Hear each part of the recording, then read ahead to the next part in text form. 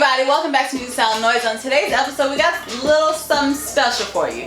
We're doing a producer circle, and with us today, we have our main man, right? Yo, what's going on, man? This is Coll, the super producer right out of WESA, and we're now rocking with MusicSoundNoise. You see why I couldn't say his name though, y'all? That was long, right? Okay.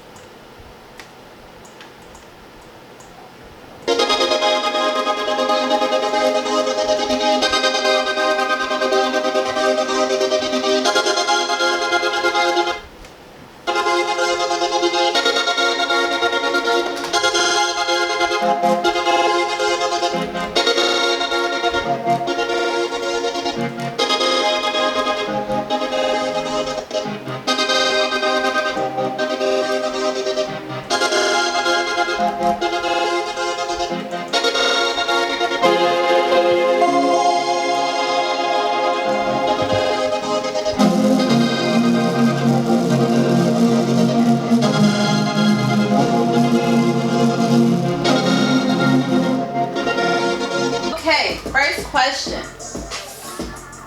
What's your name? Say it slow for me. And then what's the meaning behind your name? So my name is Coll, Quic. Oh, Quic. Okay. And when I get on the beat, I'm cold with it and I'm quick with it. Okay. I like that. I do everything like that. Produce, engineer, graphic design, do a little bit of video editing, fix computers, software, anything you He's need. really good with technology. Yeah. Okay. Did you hear that Apple is paying people $1 million to hack their iPhones? I did not hear that. So I'm just trying to, help you out. Can I get 10%? Okay. Gotcha. Okay. Where are you from? I'm originally from Atlanta. Edgewood's on 6. Oh, okay. Rentown, Edgewood. I'm in the middle. Okay. So it's rare that you find people from Atlanta nowadays. Like, is this originally where your parents are from as well, or like? My parents are from here. My grandparents, they raised me there. She's from Alabama. Okay. How do you feel about the change and everything that you've seen like happen with Atlanta? It's crazy because I remember when it was nothing, and there was a lot of dirt roads and a lot of just broke down houses, and now it's just condos and duplexes and malls everywhere. It's like it's like we going into the future world. Got it. Everything will be retro. Yeah, it's definitely becoming like a mega city. Yeah. So can we hear an influence of Atlanta in your beats? Maybe other Atlanta producers or anything? Yeah, I can probably you can probably hear me in a lot of these beats. A lot of people compare me to Metro Boomin. Oh, okay. I can see that. I used to rock the box, but I stopped. Oh. How long you been doing this? I've been producing for like 13 years. Really? Yeah. Damn, you look like you're 25. I'm 26. I started when I was 13. Really? Yeah. That's really cool. What made you want to get into it? Oh no, I was always in my partner's studio. He had a studio in his house, and nobody could make beats, and they was making beats, but we couldn't get beats for people. So I used to rap back then, but I stopped. I always wanted to be like DJ Khaled, put people together and bring people together. So I was like, fuck, I'm just gonna make beats. Do you ever think about going back to rapping, or? I always think about it here and there because I don't record it so many people, seen so many artists. I'm like, man, why I can't do it? Yeah. Everybody else doing it. It's like, yeah. What was the first I guess system that you used or learned how to play on? You said the system? Like the program? The program, sorry. I first started with Fruity Loops. Oh, okay. Yeah, so I've been on Fruity Loops my whole career, and I started messing around in Logic and GarageBand. Then I learned Reason a little bit, and then I started learning Pro Tools for engineering. That's cool. So, do you play an instrument by chance? because I saw you. So I don't know how producing works, but I saw you on the keys here. So do you play? I play a little bit. Okay. I feel like I haven't mastered it all the way yet, but Okay. I'm probably like 60% there. I like that. Yeah. I like that. I always wanted to be in the band, but I wasn't in the band. I used to skip gym to go to the computer lab and make beats. And then you went into rapping, and then you can back to beats. That's cool. Okay. Is there anybody in particular that you want to hear on one of your beats? And if there's more than one, that's fine. But like no more than five. Okay. I could probably hear Drake on some of my beats because I fuck with Drake. I could probably do something with Lil Baby. Wayne. Nas. Like J. Coll. Okay. Is there anybody you look up to as far as like producing wise? Producers that influence me is probably like Metro Boomin, 808 Mafia, Southside, Sony Digital, Zaytoven of course, Honorable C Note. There's a lot of other producers out there. Scott Storch, Dre, Timberland. Yeah. A couple more. Scott Storch, nobody ever really brings out Scott Storch. I have to point that out. What's so crazy? I just had a dream, like, I say like 2 weeks ago that I was in the studio with Scott Storch. I don't know how I got there, but Coked out Scott Storch? the new Scott Or Storch. new Scott, okay. I feel like nobody ever says Timberland. That's what I was gonna say. Timberland? Yeah. Timberland or you said someone else got no name, Sonny Digital. Yeah, Sonny Digital. Sonny I had a Digital. dream I was working with him too, like He a year or two really ago. really born like a whole movement, but people like really like that whole McConan father movement. OG Mako. So that's Sonny Digital. A lot of people don't. Yeah. I work OG Mako too. I ain't Quic Global. He's one of some of the newer producers. They told him for sure. That's big dog. Is there anyone? Can I go? Mm-hmm. Okay. Is there anyone that maybe from your parents' generation that influenced your sound? I know we talk about like Zaytoven. I feel like that's more our generation, but like maybe something you grew up with, listening to. My uncle, when I used to be at home, just chilling after school, he would always play a lot of Jeezy, T.I., Wayne,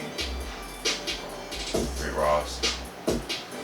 And my grandma, she would play a lot of B.B. King and Rod Stewart. I can remember those two fluent.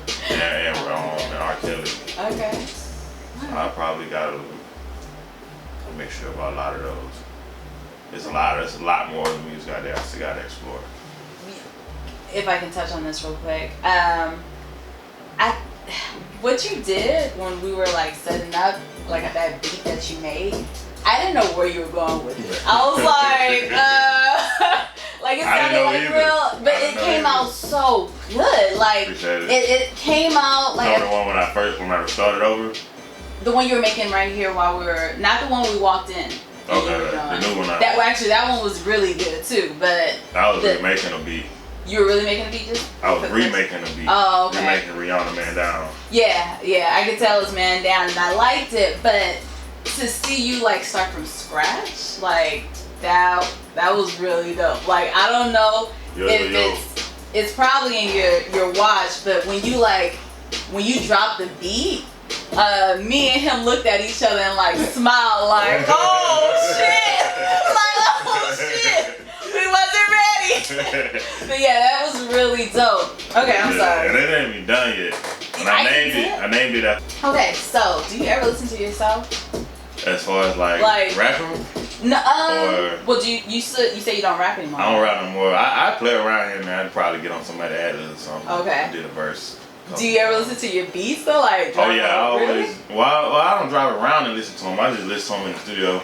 Just to perfect it. Yeah. Okay. I might sometimes listen to them in the club. Every time I go out to perform, all of the artists that I work with, they perform. I hear it in the club a lot. Are you a perfectionist? Like, I feel like I am. Okay. I'm kind of OCD, so I get it there. Do you ever like listen to your beats and then be like, man, if I would have just right there? Like after everything's said and done, you can give it an artist and they did what they did, or you're like, nah, that was good. I feel like it's good every time. Okay, cool. Okay. Any of the artists that you work with so far, have you ever like been like, man, you don't call names, but like, has there ever been an artist that has been on your beat and you've been like, I don't like the way they did that? And like, if so, do you say anything, or you just like let I let them know right then and there. Really? Most of the time. Sometimes I let them see where they gonna go. Uh-huh. And then depending on where they gonna go, sometimes I let them know. I let them know every time if it's good or not. But if they figure out a way and move their way in, I just let it flow. Okay. That's what's up.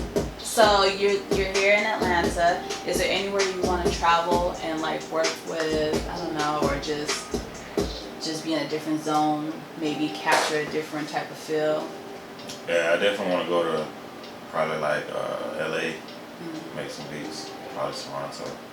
Do you think it'll change a little bit, like just the scenery, or? I feel like it will. Okay. Like new scenery, it'll give me new ideas to create different stuff. Oh, what does it look like making a beat for you? Like, what do you do? Is there anything that you prep yourself? Do you light candles? I don't know, but like, do you do anything to prep yourself to make a beat? And what are you listening for? What's the sound that you always want to hear in your beats, like your go-to? I usually just get me a blunt. Okay. Get a blunt, give me some weed. I might get me something to drink on. Probably a shot or two. And then when I listen to the music or to the beat or whatever I'm trying to create, I don't really. Some people tell me they hear sounds in their head when they make beats. I don't hear anything. I just find the sound that I like and just start playing, and then whatever comes out, then it comes out. But I love the piano, so that's like one of my go-tos. Okay. Piano or guitar. That's really dope. I used to play guitar, so. Oh, okay. So you did play an instrument. I did, but I stopped. I only did it for like 5 months. Okay. I stopped. I started making beats. Gotcha. I want to learn it again though. That's really cool. 5 months to guitar. You might be like super smart. Like not knowing. Do you only let rappers rap? Like, have there been any R&B artists? Yeah, I work with all different genres. Like I do hip hop, rap, R&B, make reggae beats, pop beats. I want to do EDM, like rave beats, rave party music. I could kind of hear that. Like, yeah. I like jazz too. I done did a couple jazz beats. What I haven't did was like meditation music or like lo-fi beats. I want to try those out. Just chill type beats. Do you think you ever go into like music for movies? Like, yeah, I actually do want to start scoring. Okay. I want to score like movies. So I always had the idea to like make a little mini movie or mini show or some type of podcast or something on YouTube. I'm gonna figure that out. Okay. Figure it out. When I figure it out. Okay. So I have 2 more questions, but I feel like I should. Yo, what's going on? He's on live, by the way, y'all. So actually, I think I'll just ask this A lot of question. people don't pop in. Really? Yeah. Hi, people.